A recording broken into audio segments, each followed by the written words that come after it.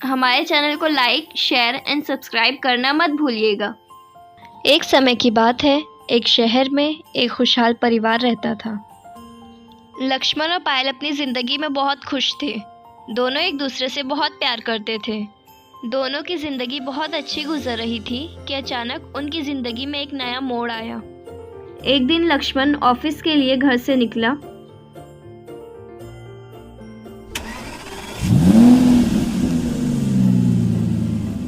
रास्ते में उसे एक बहुत खूबसूरत लड़की दिखी। वो उसे देखकर देखते ही रह गया।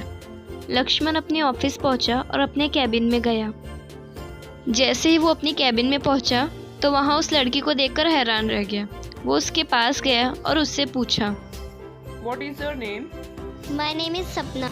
आज मेरा इस ऑफिस में पहला दिन है। सपना ऑफिस में नई थी, इसलिए वो किसी को जानती भी नहीं थी। लक्ष्मण और सपना में दोस्ती होने लगी।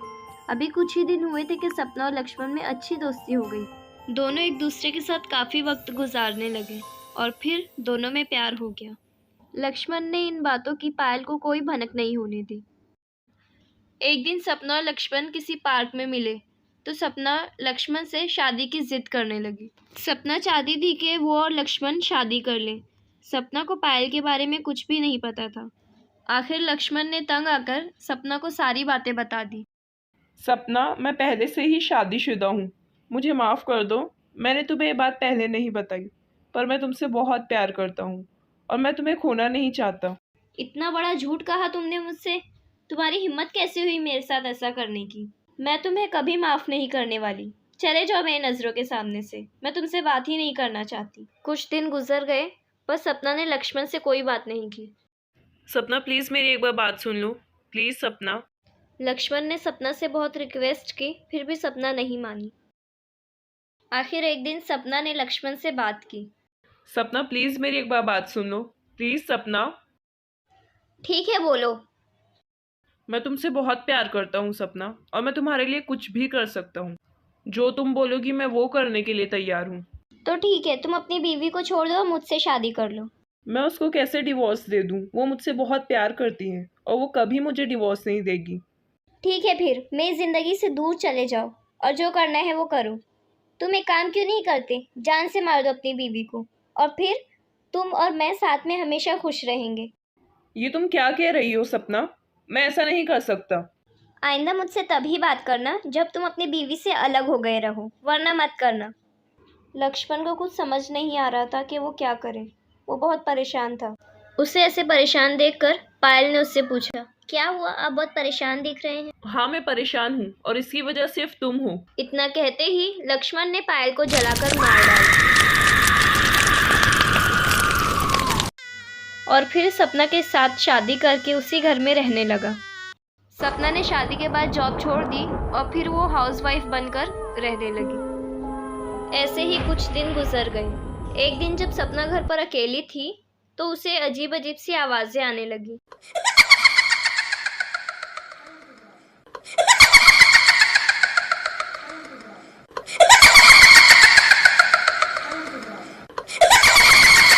ये कैसी आवाज़ थी?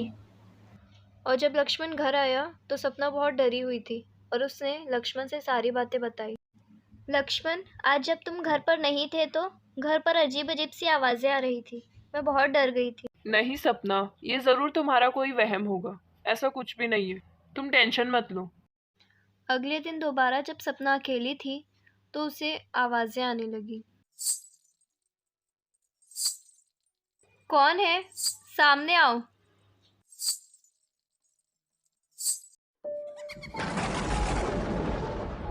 सपना और भी ज़्यादा डर जाती है और फिर वो भूत अचानक उसके सामने आ जाती है।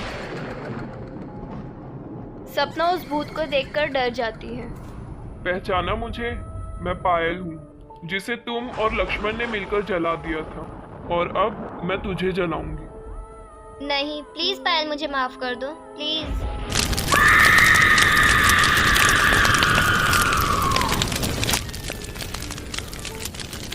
और फिर तभी लक्ष्मण वहाँ आ जाते हैं। सपना, ये तुम्हें क्या हो गया सपना? ये किसने किया?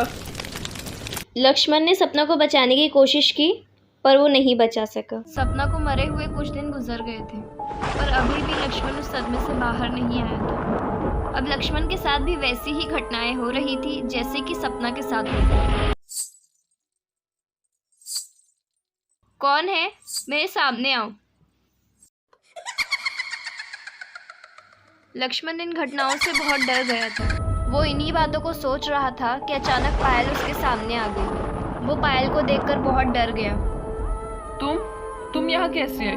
तुम तो मर गई थी ना? हाँ, मैं मर गई थी और तुम ही ने मुझे मारा था, और अब मैं अपना बदला लेने आई हूँ। तुम्हारी बीवी सपना को तो मैंने मार दिया और अब तुम्हारी बारी है। सपना को तुमने मारा? मतलब ये कि जो भी सपना ने मुझे बताया था कि इस घर में कोई आत्मा है जो उसे परेशान कर रही है, वो तुम थी? मतलब उसने सच कहा था मुझसे?